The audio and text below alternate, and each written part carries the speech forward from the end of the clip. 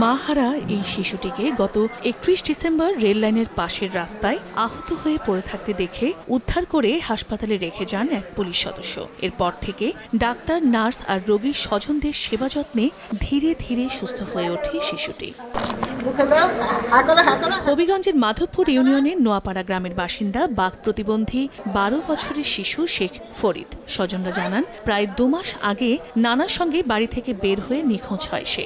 হঠাৎ সামাজিক যোগাযোগ মাধ্যম ফেসবুকে ফরিদের ছবি দেখে গত ২৫ জানুয়ারি জামালপুরে ছুটে যান তার নানি ও মামা। আপনারা ফেসবুকে ছাড়ছেন, সারনে আমরা ভাইছি, আনাইলে তো আমরা জীবনও ভাইলাম না। এত কথা হইতারে না বুবা, এ যদি কথা হইতার তো হেরা আর আগেই হইতাম। আমার বাগিনাকে আমি খুঁজে পেয়েছি, অত্যন্ত খুশি।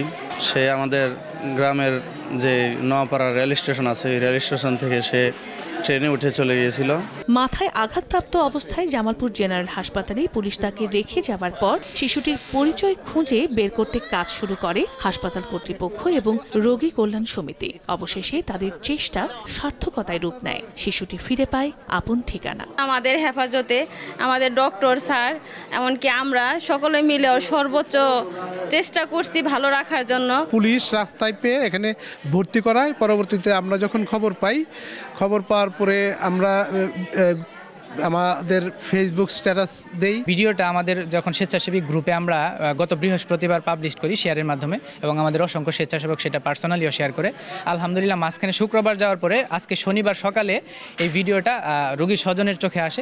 মিডিয়া এবং আমাদের যে মানবাধিকার কর্মী তাদের দেখার প্রেক্ষাপটে তার মামা আসেন, বিভিন্ন ডকুমেন্ট আমাদেরকে পরীক্ষা করে দেখি যে বাচ্চার আসল গার্জিয়ান তারা। ৫ বছর আগে শেখ ফরিদের মা মারা যাওয়ার পর থেকে বাবা তার আর কোনো খোঁজ নেয়নি। ছোট ৩ ভাই বোন রয়েছে ফরিদের। সময় সংবাদ, জামালপুর।